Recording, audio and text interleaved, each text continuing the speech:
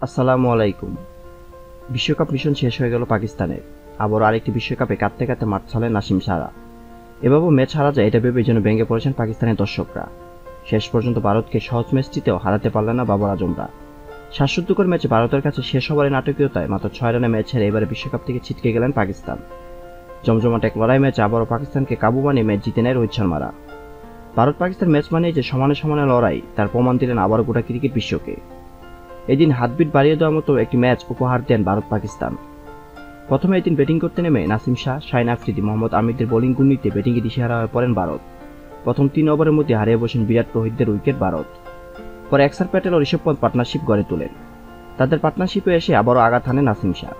এরপর নাসিম শাহ, হারিস রফদের বোলিং ঘূর্ণিতে আর ব্যাটিংয়ে দাঁড়াতে পারেন না ভারত। ঋষভ পন্থের 42 রানের উপর ভর করে 119 রান অল আউট হয়ে যায় ভারত। 120 রানের সহজ টার্গেটে ব্যাট করতে নেমে শুরুতে বাবর আজমের উইকেট হারিয়ে বসে পাকিস্তান।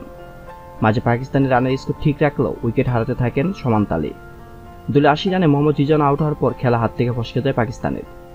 পরে সাদাব খান, ইফতেখাররা দ্রুত আউট হলে খেলা গড়ায় শেষ ওভারে। শেষ ওভারে পাকিস্তানের জয়ের জন্য প্রয়োজন পড়ে 18 রান।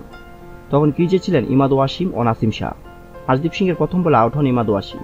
বাস, পাকিস্তানের চাপ তখন আরও বেড়ে যায়। পরে নাসিম শাহ টানা 2টি বাউন্ডারি মারলে শেষ ওভারে পাকিস্তানের জয়ের জন্য দরকার পড়ে 7 রান। আজদীপ সিং তার শেষ বলটি 1 রান দিলে ভারত 6 রানে ম্যাচ জিতে যায়। আর এতে আরও একটি বিশ্বকাপে ভারতের কাছে কপাল পড়ল পাকিস্তানের। 2 ম্যাচে 2টিতে হেরে এখন গ্রুপ পর্ব থেকে বিদায় নিতে হচ্ছে পাকিস্তানকে। অন্যদিকে ভারত পাকিস্তানের সাথে জিতে সুপার 8-এ চলে গিয়েছেন। সব মিলিয়ে আরও একটি বিশ্বকাপে ভারতের কাছে কাঁদতে হলো পাকিস্তান ও পাকিস্তানের সমর্থকদের।